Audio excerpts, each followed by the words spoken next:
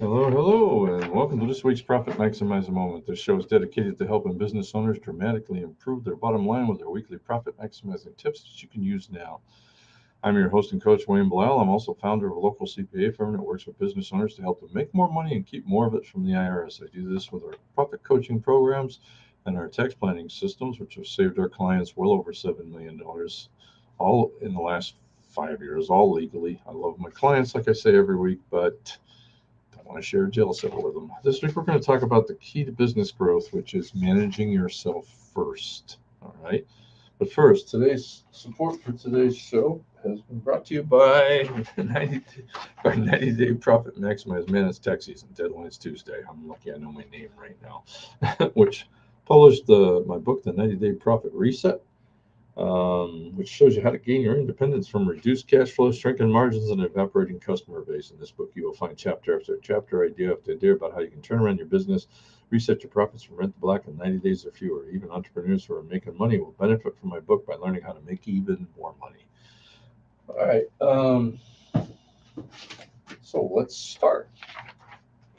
The first step in managing yourself, because that's the key if you're a business owner, or truthfully, even if you're just working for somebody else, the first step is to envision and articulate what you see for both yourself and your employees in the future. All right. This must be written down clearly so everyone can understand it. You must be able to communicate this. All right. If you don't write it down, it's not concrete, in which case you really don't own it. All right. And it's just a wish. The second step to managing yourself is actually much harder. Only work on those things, and that is to only work on those things that are important for reaching your goals. Yeah, right. All right. I've fought this my whole life, but here's the trick: eliminate, delegate, outsource everything else. This is one step that allowed me to double my business in the last 3 years, truthfully in the last five probably now, without hiring. Now we finally hired another CPA. It also helped me to get out of working two jobs when I was working at our local Coca-Cola bottling plant. Before I started applying these steps, I was working 12-hour days at Coca-Cola, 7 days a week, and even here. After a year of working to eliminate, delegate, and outsource anything that didn't directly contribute to my goals, I could do my job in less than 10 hours a week, literally. That's amazing what happened at Coca-Cola. I have clients who have listened and learned these principles and have quadrupled their net income over the last 3 years. All right. Before we get to the actual steps, though, let's discuss some key points borrowed from some of the thought leaders in the business world. That's a strategy tip, by the way. Why recreate the wheel? You're not the first person to have a problem. All right. So never stop learning. In fact, very successful business owners schedule learning time into their weekly schedules. So, first, understand that being effective is not the same as being efficient. All right. And a good book on this is the Four Hour Work Week by Timothy Ferriss. The 4 Hour Work Week. Effectiveness is doing the right things that get you closer to your goal. Efficiency is performing a given task, whether it's important or not, in the most economical manner possible. Being efficient without regard to effectiveness is the default mode of the universe. Here's two truisms to keep in mind. Doing something important well does not make it important. All right. I do personal income taxes very well, but doing them myself is not important for reaching my personal and company goals. Remember, our goals is to help you make more money and keep more of it from the IRS. All right. So I'm slowly eliminating personal tax returns from my workload, but not from my business. Now, I still do some because we're swamped, but mostly now I'm just the last review. Somebody else has already done it. A second key point from his book is being time consuming does not make a task important. Doing a client's monthly bookkeeping is very time consuming. But again, it's not essential for reaching my company goals, so we don't do monthly bookkeeping anymore. From this moment forward, remember, what you do is infinitely more important than how you do it. Write that down. What you do is infinitely more important than how you do it. Efficiency is still important, but it's useless unless you're doing the right things. To understand this, you must have a very good grasp of a couple more things. All right. Pareto's law, Peter Drucker's main management law, and Parkinson's law. We're going to discuss both of those. Pareto's law is the 80-20 and freedom from futility. Pareto's law can be summarized as follows: 80% of outputs results from 20% of the inputs. Alternative ways of phrasing this depending on the context, include 80% of consequences flow from 20% of causes. 80% of results come from 20% of your time and effort. 80% of the company profits comes from 20% of the products and customers. The list is infinitely long and diverse, and the ratio is often skewed even more severely: 90-10, 95-5, 99-1. I've seen them all. They're not uncommon. But the minimum ratio tends to be 80-20. Everything you do in both your business and personal life should be analyzed through the lenses of two questions. All right. One, which 20% of source are causing 80% of your problems and unhappiness, and eliminate them. It's simple as that. Unless it's your spouse, in which case maybe go get some help. See if you can still eliminate the problem without eliminating the spouse. All right. Which 20% of sources are resulting in 80% of my desired outcomes and happiness, and how can I do more of that? Now, let's add Peter Drucker's main management law. The law is really very simple. What gets measured gets managed. Simple, but so true. If something is important for reaching your business and personal goals, you must find a way to measure it. Employee evaluations are simple when they're based on actual data. Here's the difference between you make too many mistakes, all right, when you're talking to an employee, or this one. The average error rate for other employees doing your job is 3%. Over the last month, yours has been 10%.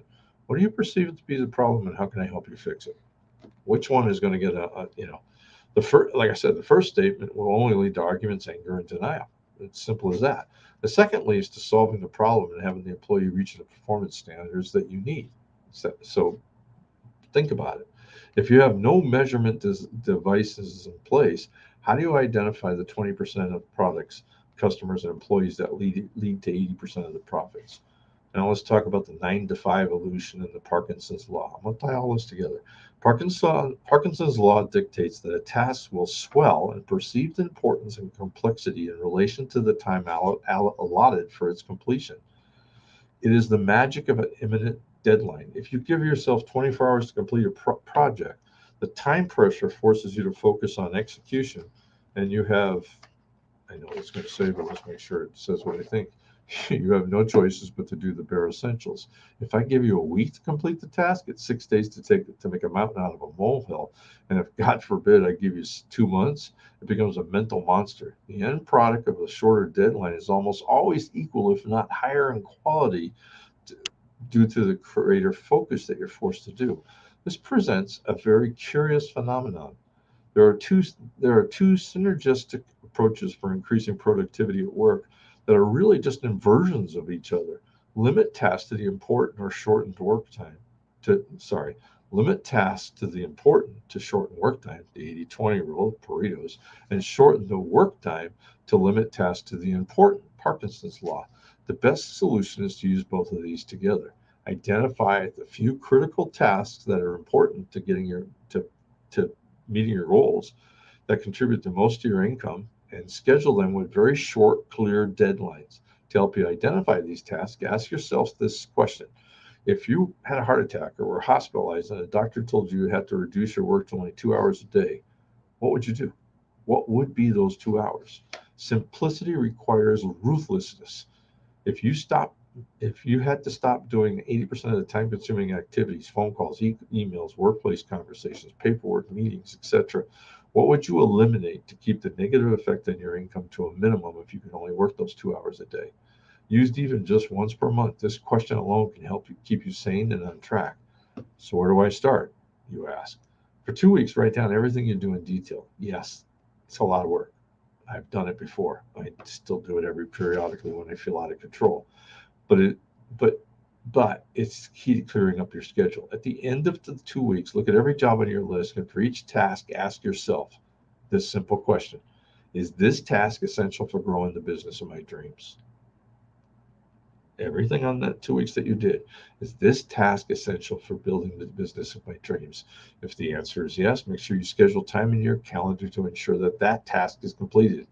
If the answer is no, ask yourself, how can I get someone else to do it? Or how can I just eliminate this?